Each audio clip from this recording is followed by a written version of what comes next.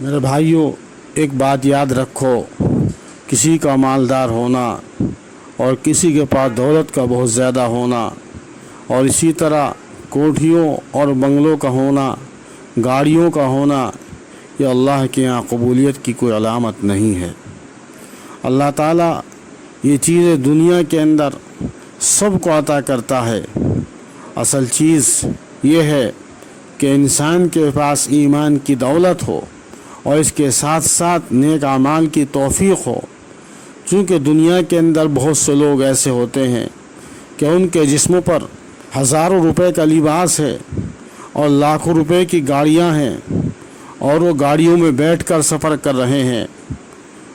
بظاہر وہ بڑے خوش نظر آ رہے ہیں، لیکن میرے بھائی ان کا دل ویران ہے۔ اللہ جل شانہ کی محبت اور تعلق سے ان کا دل خالی ہے، تو اللہ کے نزدیک ان کے دل کی کوئی قدر و قیمت نہیں ہے۔ جس کا دل اللہ کی محبت سے خالی ہو، اللہ کی یاد سے خالی ہو، اللہ کے یہاں اس دل کی کوئی قیمت نہیں ہے۔ اور اللہ کے بہت سے بندے ایسے ہیں کہ ان کے کپڑوں پر پیون لگے ہوئے ہیں اور کھانے میں بالکل سیدھا سادہ چٹنی روٹی کھا رہے ہیں، اور اسی طرح سفر کرتے ہیں تو پیدل سفر کر رہے ہیں۔ ان کے پاس کوئی آسائش و آرام کی کوئی چیز نہیں ہے، لیکن میرے بھائی ان کے سینوں میں جو دل ہے وہ اللہ کی محبت لیے بیٹھا ہے۔ اللہ کی محبت اور اللہ کی یاد سے ان کا دل قیمتی ہو گیا۔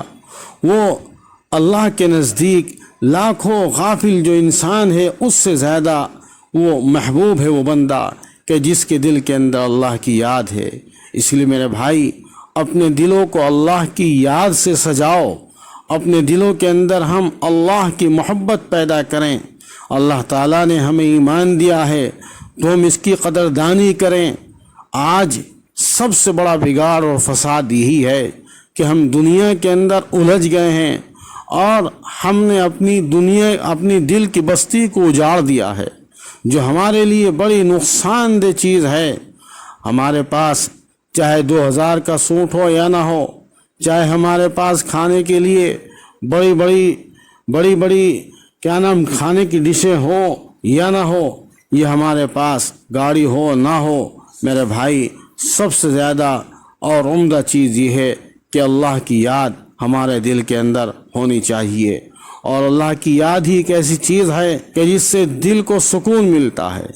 آپ دیکھتے ہیں کہ جو آج لاکھوں کی گاڑیوں میں بیٹھ کر گھومتے ہیں اور ان کے پاس مال کی بہتات ہے، یہ اللہ کی نعمت ہے، ٹھیک بات ہے، لیکن اس مال کا صحیح جگہ استعمال نہیں ہوتا اور اسی طرح صحیح جگہ سے اس مال کو کمایا نہیں جاتا، صحیح جگہ سے حاصل نہیں کیا جاتا، تو انسان انتہائی بے چینی کی زندگی گزار رہا ہے۔ اس کے دل کے اندر سکون نہیں ہے۔